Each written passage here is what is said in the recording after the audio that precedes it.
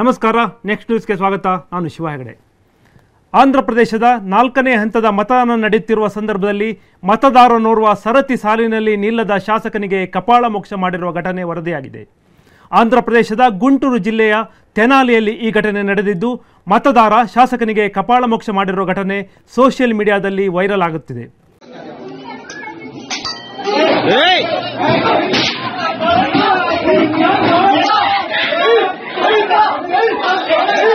ತೆನಾಲಿ ಶಾಸಕ ಮತ್ತು ವೈಸಿಪಿ ಅಭ್ಯರ್ಥಿ ಅನ್ನ ಬತುನಿ ಶಿವಕುಮಾರ್ ಮತದಾನಕ್ಕೆ ಆಗಮಿಸಿದಾಗ ಸರತಿ ಸಾಲಿನಲ್ಲಿ ನಿಲ್ಲದೆ ನೇರವಾಗಿ ಮತಗಟ್ಟೆಯೊಳಗೆ ಪ್ರವೇಶ ಮಾಡಲು ಯತ್ನಿಸಿದ್ದಾರೆ. ಇದನ್ನು ಕಂಡ ಮತದಾರರೊಬ್ಬರು ಅದನ್ನು ಪ್ರಶ್ನಿಸಿದ್ದು, ಇದರಿಂದ ಆಕ್ರೋಶಗೊಂಡ ಶಾಸಕ ಶಿವಕುಮಾರ್ ನೋಡುತ್ತಲೇ ಪ್ರಶ್ನಿಸಿದ ಮತದಾರನ ಕಪಾಳಕ್ಕೆ ಹೊಡೆದಿದ್ದಾರೆ.